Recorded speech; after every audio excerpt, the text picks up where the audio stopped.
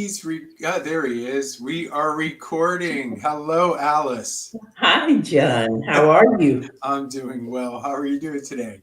Doing good. Doing quite well. Good, good. So hopefully we're going to be joined by Alex and possibly Irene, but we know Okay. that Alex will probably jump in shortly.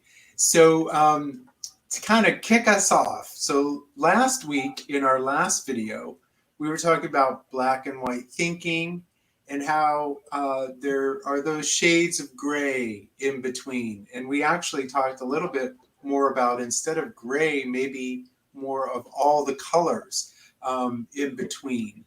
And so we're kind of using that same imagery in some way for today's talk, which is about twilight and exploring the twilight.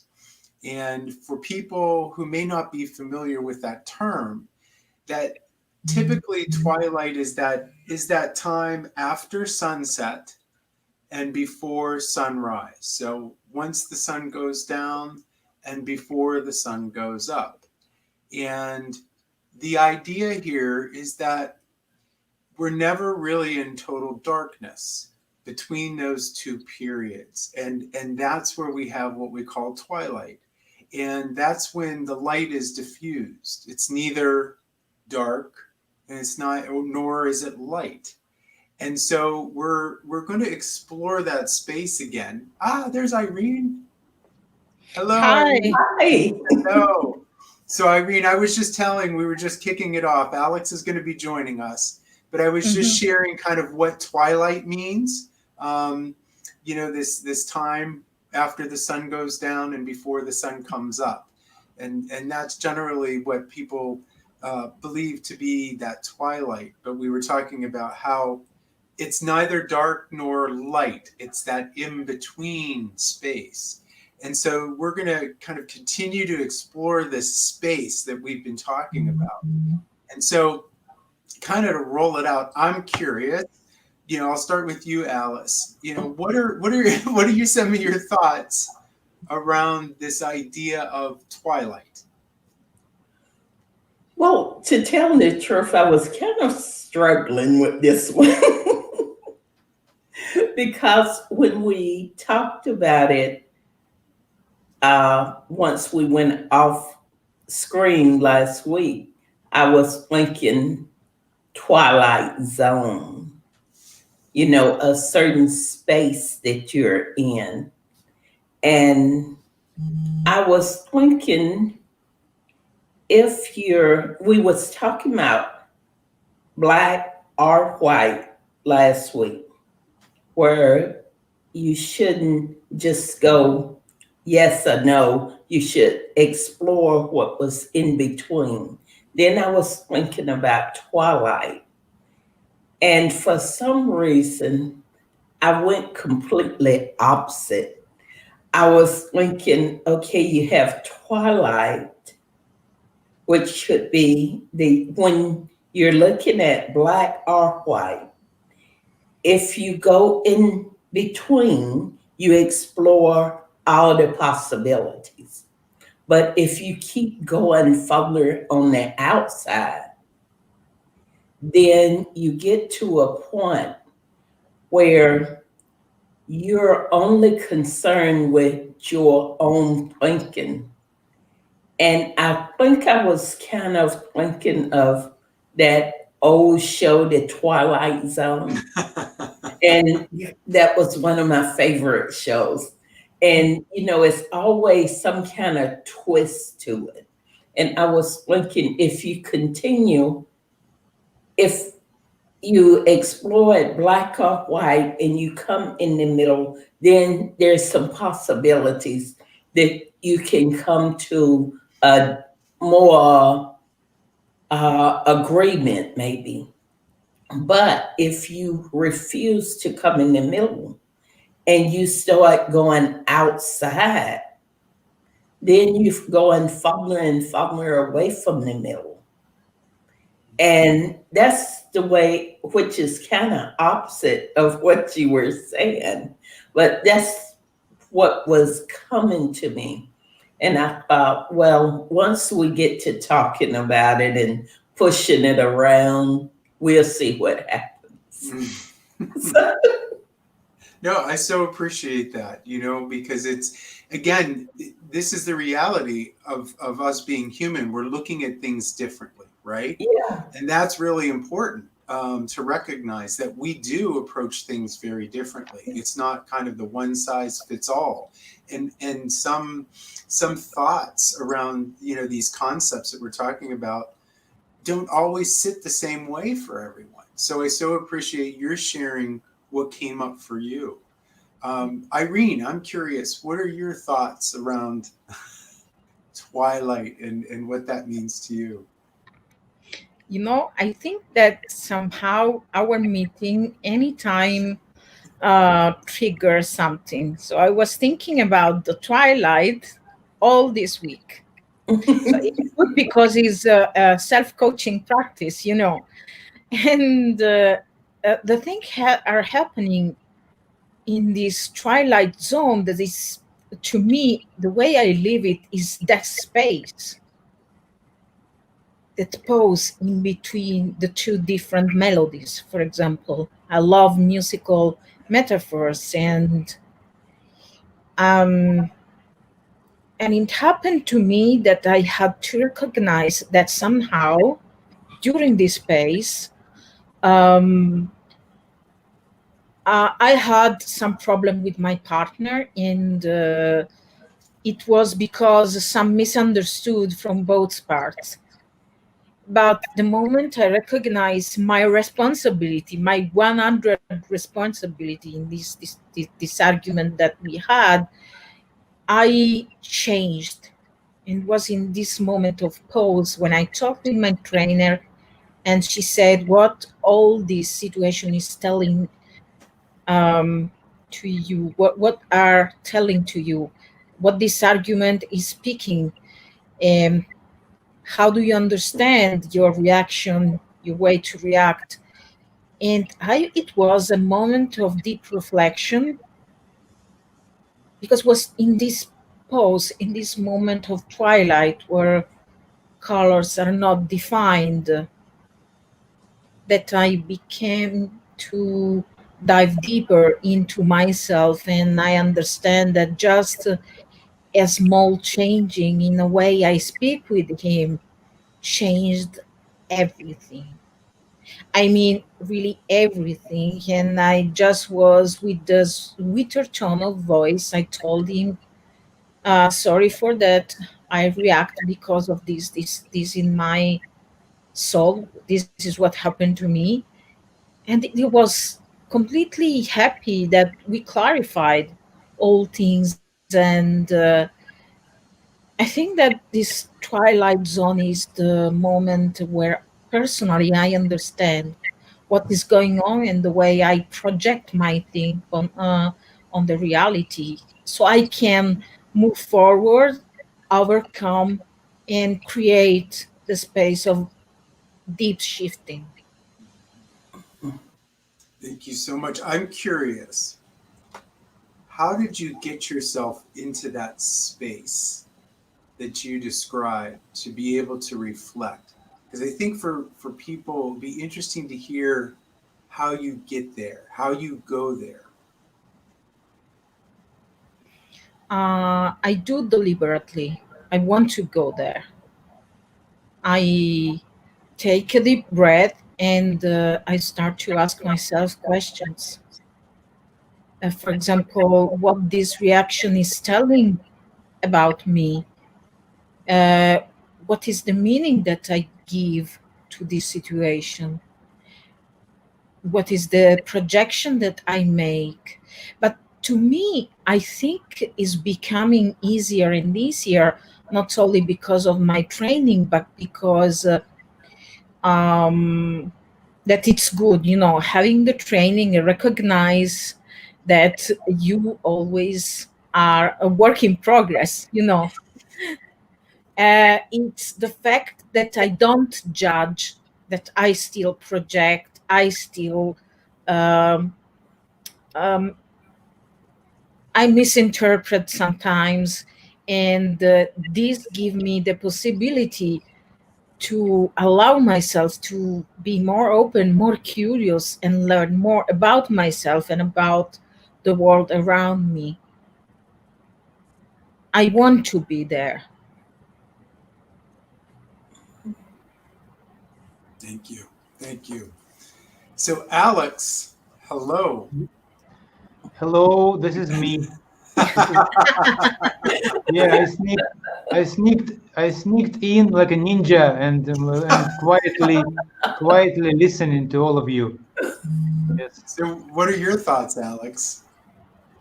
Well, Twilight. I have a very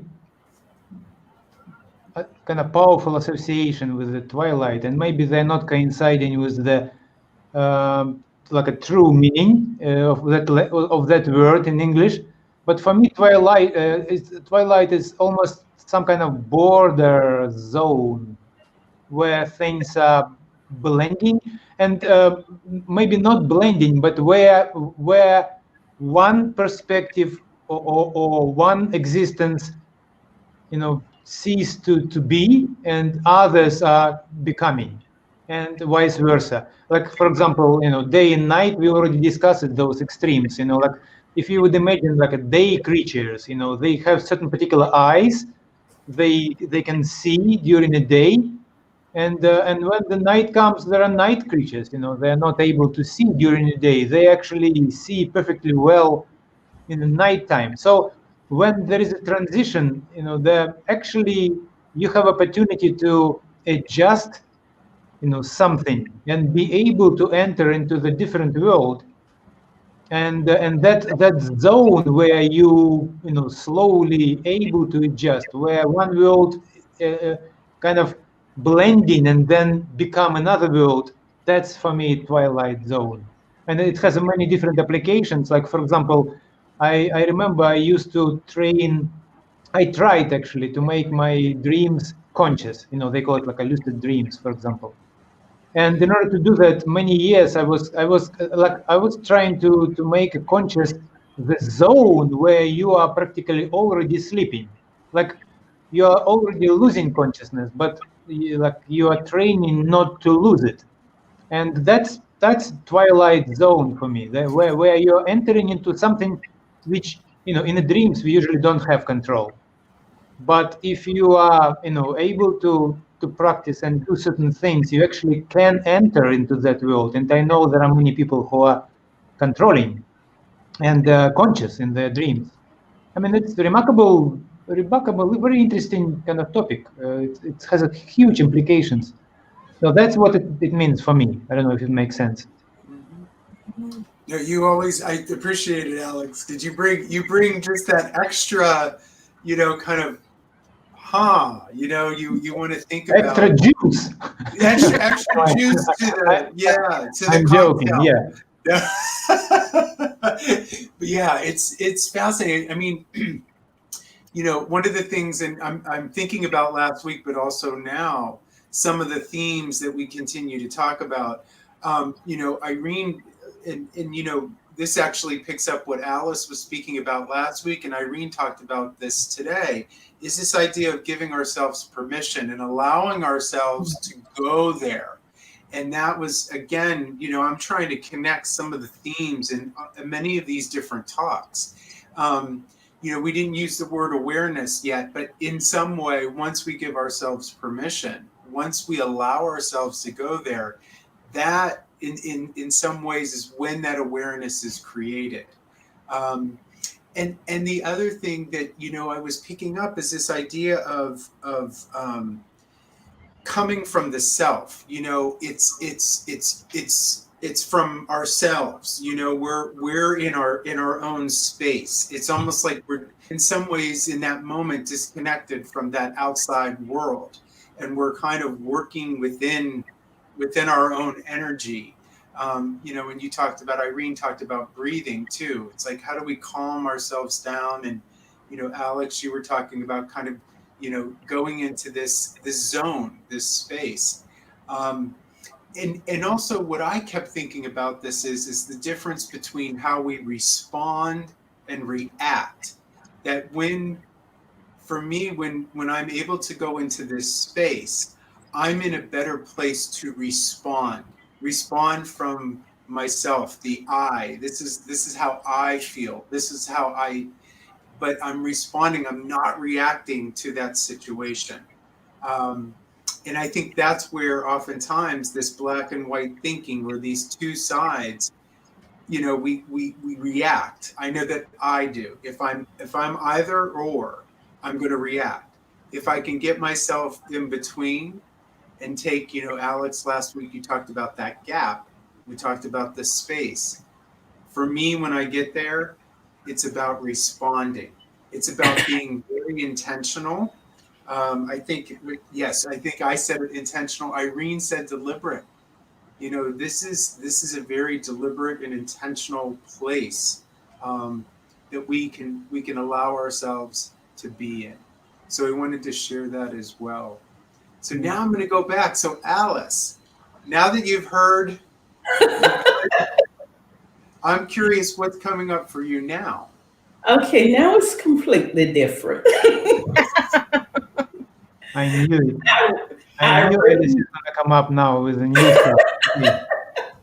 Okay, let's started it when she started talking about getting in that space and giving herself permission. Giving her that she wanted to, that she wanted to be in that space. It wasn't just happenstance. It was intentional. She wanted to be in that space. Then when Alex started talking, and he was talking about how in the dream, that dream stage, and I remember when we first said Twilight, I was thinking about when you put out a candle, you have the light and you have the dark. But even though we don't see it, we don't physically see it, it's a flicker between that. And I think that little flicker there is the time that we're able to make a transition, a transformation. And excuse me, when Alex was talking about the dream stage, my daughter and I, we talk about this quite often. When we're waking up, but we're still dreaming, and we're actually aware of it, and that we have some kind of control over it. I have these dreams sometimes, and they're about my mother, and my mother has passed.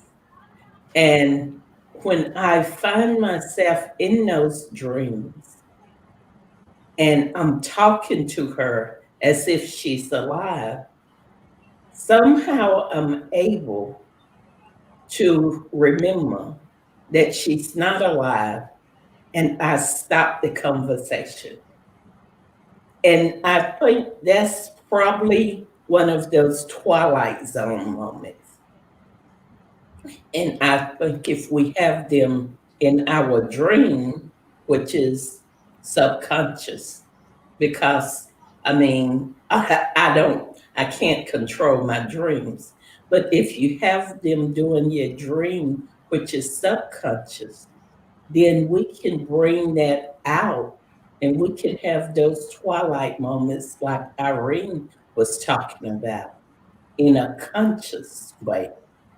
And we can intentionally change our lives and our relationships with others. That's what I got from Irene and John and Alex, because at first I was just blank, but I knew you guys would give me something. Yeah, no, you know what I think is important. I so appreciate that, Alice, is, using kind of real life examples that allow others to kind of understand what this means. Because in some ways we're talking about these concepts, but the importance of sharing these kind of personal stories, so that it kind of people can connect a little bit in terms of what this might look like for them through the eyes of others, their experience. Yeah, I'm curious. I mean, Irene or Alex, what are your thoughts? I mean, in terms of these real life. I know, Irene, you shared one. In terms of the disconnect between you and your partner. Do any other kind of situations come to mind that you've applied this to, and that's worked for you?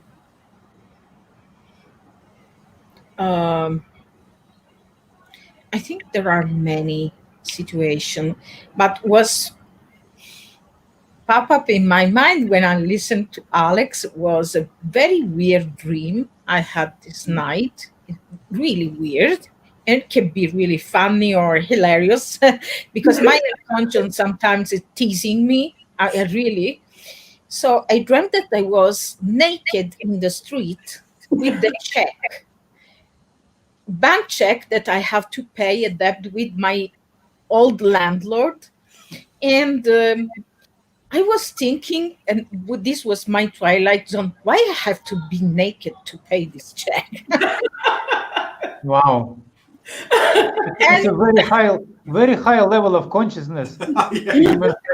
You demonstrated, Irene. Even in a dream, you are kind of very completely aware. I ask myself question because I know that my unconscious mind teasing me all the time. So we have a wonderful relationship, I can tell you, because it's based on fun and teasing, reciprocal teasing.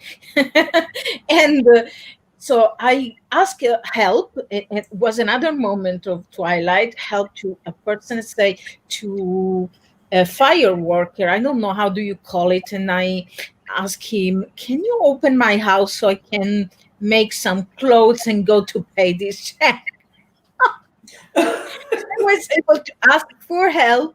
And I said, okay, that's incredible. And I was aware during the dream that I need to do this step to change something in my life, because whenever you pay debt, I observe to myself, I open up something new for myself. So I have this debt still in place because I pay other debts, but this is still in place. And I say, okay, now I have to find a way to pay this debt. I woke up with these thoughts, and these thoughts create a conversation with my sister and my partner in order to arrive to pay this debt. So I think that even in the dream, even in these really weird dreams, we can find a solution to change situations. And it works, because now I'm thinking about the strategy, even to pay not all at once, but step by step, this step. But it works. Thank you. Yeah. I quite said about I'm sorry, go ahead, even in the dream. I'm sorry. Even in the dream that we can find the solution. I was thinking, when I have those dreams about my mom, it's always something that's going on in my life. It's something that I'm trying to figure out or something. So I think what she said, even in the dreams, we can find the solution. And this is probably kind of going more in the Twilight Zone. But I think in those dreams, they bring us the solution for the outside. I thought about that when she said that, because it's always something going on when I don't have them often, but anytime there's something going on internally with me, that's when I will have those dreams. And it's like okay, I know I can't be having this conversation with you. I can't talk to you because you're not alive and you have to go, and she disappears.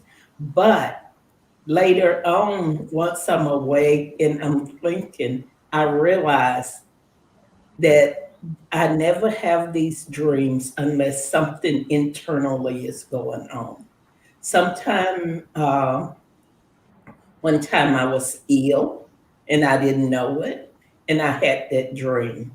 And, and I was like, okay, I can't talk to you because I know you're not alive. And I mean, I'm actually rationalizing in the dream why I can't talk to it. So I think sometimes the dreams, the solution is in the dreams.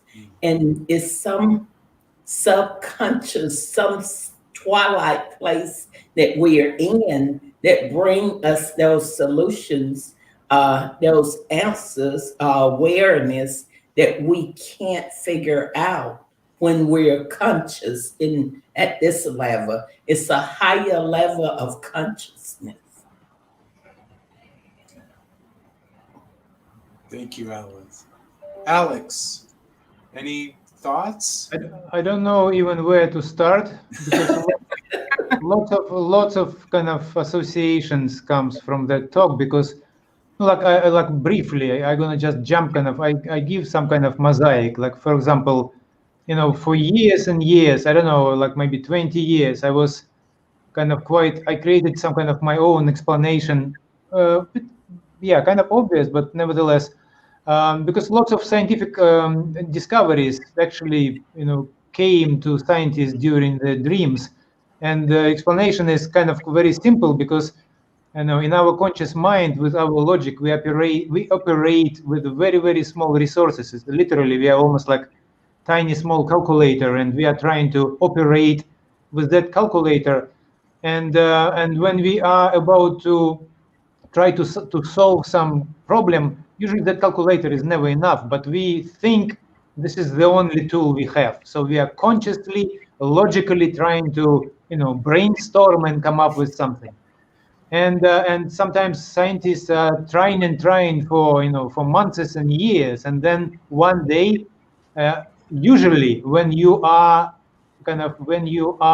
not having that guardian of logic, and when you are not using those tools, finally, it could be in shower, it could be somewhere, you're lying on the beach, or just in a dream, like Mendeleev, Russian, chemist who came up with the table of elements. Yeah, the guy. And so he saw the whole table, the famous table of Mendeleev, kind of chemical elements, in a dream. And when he woke up, he started to wrote it down, and it was perfectly clear, perfect solution came in a dream. And the idea is that finally, kind of, his, like, when you are not in control, when you are sleeping, you are not using your logical mind, your guardian, someone who is kind of trying too much, and then solution which you probably always knew, but finally it can arrive. I mean, that's why meditation is so important, kind of, when you are stop trying to control and stop trying to do everything with your conscious mind. And that's I believe, a beauty of that twilight zone, because you actually can deliberately cross that line. Like meditation, for example, is one of the attempts to cross the line, to enter into the twilight zone, as I call it, between power of unconscious and your tiny kind of small. It's almost like you have some kind of tiny small garden in the middle of huge wild forest. Yeah, you did your, you put your potatoes, your garlic, like a 5 meters left, 5 meters right, but around you, enormous, thousands of kilometers of wild, the forest. And then, but you have illusion that that's your world. No, not really. I mean, as soon as you stop kind of caring about that garden and remove the I don't know, those walls between, the wild comes. In 1 year your garden is gone. I mean, that's what I believe we are kind of trying to do with our conscious mind. We are trying to stand against and guard something which is million times bigger and more powerful. And yeah, that's my associations when we are talking about, dreams and entering into dreams. One of the exercises which I've done kind of quite a lot is that one of the ways, for example, how you could penetrate that, being unconscious in the dreams is like during a day, you remind yourself, you could stop yourself any second, maybe 10 times, 20 times, 100 times per day, and ask yourself one question: am I dreaming? And look around, like you really have 2-3 seconds checking, maybe it's a dream. But you need to ask yourself a question. And you know what happens? One day, when you ask that question yourself long enough, 1,000 times, one day you will ask that question during a dream. And then you could say, oops, yes, I am. And that's how your conscious penetrates to the other side. It's incredible. It's fascinating, and all that stuff is. I mean, I was always fascinated with that, with that topic. And usually we practically ignore it. That the whole magic, which is right in front of our nose. Wow. So I'm going to be putting that to practice. Am I dreaming? I am. Yeah. I think I really appreciate that because I think it'll be interesting, right? Yeah. And the reality for some, we are dreaming, At a certain degree, because when you are not conscious, it's like we think it's like we are dreaming or not. No, there are hundreds of states between. I mean, sometimes when you're doing something unconsciously, you are practically you are not really operating in the full consciousness. And sometimes you are aware, and sometimes you're almost not aware, and sometimes you are sleepy, and sometimes it's like we think it's just 2 states, but there are hundreds of states we are between. But still there is a little bit of wall. We are not able to go through our full consciousness into the dream. I mean, that's where kind of the real border is. But those people who are meditating, those monks, I mean, they are eventually lots of practice, like a Buddhist practice. They are making their dreams conscious. It's automatic. I mean, if you do that practice meditation for years, your consciousness gets into the dreams. It's inevitable. Well, it's really not surprising. When I was thinking about this concept, of the Twilight Zone, and it was so fascinating because Alex, you actually started touching on some of my own thoughts. You used the forest and that space in between. And what imagery kept coming up for me, even though it wasn't quite the Twilight piece, is that I kept seeing 2 mountains. And, the east and the west, where the sun comes up and the sun goes down. But these 2 mountains of that kind of rigid thinking, that place where we're at. And then what really came to me was normally, you imagine in between those mountains is this amazing fertile valley where things grow and things prosper. It's that place in between those 2 mountains. It's almost like the black and white thinking. And again, but that fertile ground, that beautiful, it could be the pasture, it could be that valley that really, that's that place where this consciousness can be created. It's where it sits. And that's what kept coming up for me. When you talked about the forest and that space in between, it just resonated because I kept thinking, 2 mountains in the valley. But really, nice. Thinking about the flowers or the fertile ground where things grow, all richness, all the richness, beauty, all variety is there. That's true. How it's nice metaphor. Yeah, so that's what was really coming up. And as soon as you said the forest and that space in between, so I wanted to share that because it really was what kept coming up for me. And I thought, well, this isn't quite Twilight, but, in some ways, these all connect together, and especially in the imagery that we've been using. Is it possible, that that place that you're talking about, John, where everything is perfect and everything is beautiful, and that space that Alex was talking about, where it's not day, it's not night, and that consciousness that Irene was talking about, where she made that conscious choice. Is it possible, just possible, that that's where we meet spirit? That's where we actually meet spirit.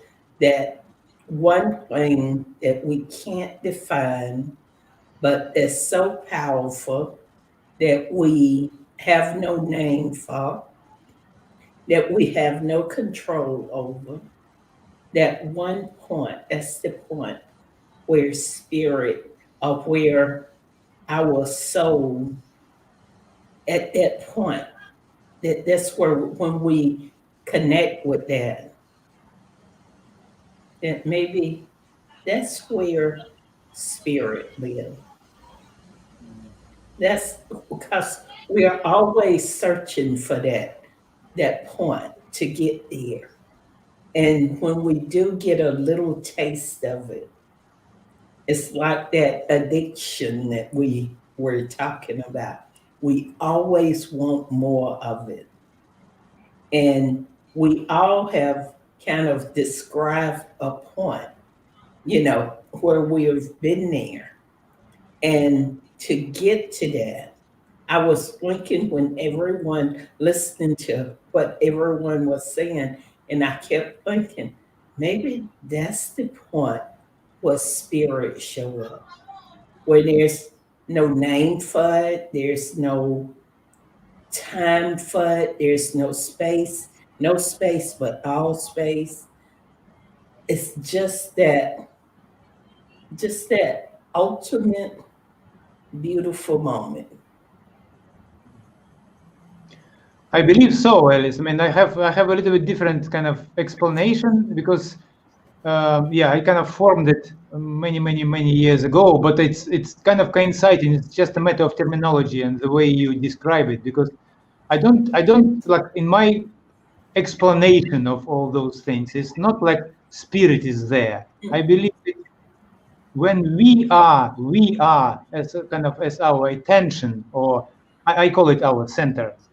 I mean, the center, if you do martial arts, you know that, well, you could lower your center. We have that terminology, you sometimes breathe, when you tense your shoulders and start breathing often, and too frequently, and your center is too high, you are losing, it's very easy to defeat you and kind of to throw you out of, because your center is too high. I mean, you could move your center down when you relax and in breathing kind of in the lower part of your belly. But what I mean is that if your attention is getting closer to your true self, and your true self, I believe, is spirit. So almost like you are finding spirit. And when you do that, automatically you are surrounded with this space, because I mean, in some ways it's like that's the space where he lives, but it's actually us. I mean, I believe that the essence of us is spirit. So when we are moving our like a living center from which we are operating one step closer to that real center, boom, you are finding yourself in a space, magical one, quiet one, no language, no, just pure kind of perception. And you start, it's like a feeling, remembering who you really are without any language or description. You are just stepping closer and closer to your true center. And the space which you are in, that's what we are describing as a kind of, that kind of magical, no time, no space kind of type of, because that's where your true center is, or as Alice said, that's where the spirit lives. I mean, you could say that. But I think it's that's looks like this is something like this. Guys, John, and Yeah, no, Irene. I was just going to ask Irene. Any final thoughts around this? What Alex and Alice have shared? Absolutely in the same place, but this place is always there. We just uh, don't connect so often. You know, we have any time to remind ourselves. There are many reasons why we don't do, because sometimes we are so involved in this external thing. And I was just recall for a while when I told that I deliberately want to be there, and to it's a kind to see inside instead of outside, because when we react, we don't take our responsibility and we give to others the responsibility. It's like the victim mindset, and this is out of spirit, being out of the spirit. When we are into the spirit, we are in this calling twilight zone, that is maybe the zone when we want to move forward and be more ourselves, more like Alice said, centered, more in the reality, in the true reality. So whatever we do changes. Our perspective changes. The way we understand what's going on changes. And this allows the transformation to take place. And I will do the exercise that Alex said too. I seduced And you all. It's simple one, you know. I did it many times when I practiced rebirth writing. That it's one that I love most in my life. But now for some reason, it's 2 years that I don't practice, and then I have license to do with single people, not with groups, because I was trained to do rebirth breathing, and it was just this, the capacity of being into your unconscious mind, yourself, into deeply the space where you can change things. And it was like a lucid dream being with you today. But you need to really verify if it's really dream or not, because maybe you are. I mean, one of the things how you check, you usually look at the subject which we have around, and if it starts to blur, then you are in a dream. And I if think it's a dream or either a nightmare, because I need to go to my hairstylist by looking at exactly, or you need to make a haircut. Exactly. So one way or another, one thing or another. Yeah. That's awesome. Well, so any final thoughts anyone would like to share? Well, briefly, I would say that again, like I'm using terminology of kind of martial arts, maybe, but like identify what is the center, with like what is your true center, and working towards being there as often as possible. And I think this is the, and we have a tendency of losing center. You know, we could be too much in our head, you know, and it easily can be determined. You know, as soon as we are agitated or reacting or losing where we are, or lose that, obviously we lost the center. Because center is very empowering and very quiet and not reactive. It's totally present, and that's a direction of true center. You practically become observer. You don't really react on anything. I mean, that's direction to true center, which is spirit.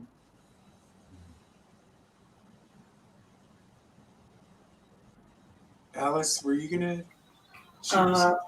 well, I was just thinking about something Alex had said a few weeks ago, and it has stuck with me ever since then. He said that when the student is ready, the teacher will appear. And that's how I kind of feel about when we're really ready to get in the twilight zone, spirit, center, whatever it is, will appear. But we have to be the student that's ready to move into that space. Yeah. And then the universe, all that is, and what's everything and what's nothing will appear to teach us. Yeah, that's true. I really believe that. Very nice. It's a very famous kind of saying. I think it's some kind of Zen or Buddhist saying that the teacher will appear as soon as your pupil is or student is ready. Yeah, it's classical. Wow. Well, I want to thank you all for this conversation today and for all that you shared.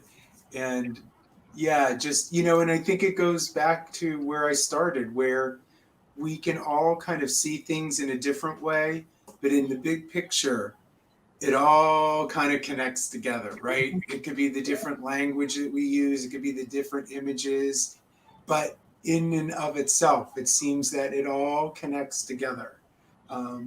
So that's what I think is magical about these conversations too, is that we're all coming from different places and different beliefs and experiences, but they all kind of in some way, they all connect together. It's shaping. I agree. We are blind who are touching the elephant. And and it's like, wow. I mean, there are so different descriptions, but obviously we agree that it's something big, with the big ears, and yeah, that's true. Okay. Yeah. So thank you all. Thank you. All right. Thank you, guys. Yeah, we will discuss. Thank you. Bye bye. bye. Bye, everyone. Talk to you next week. Okay.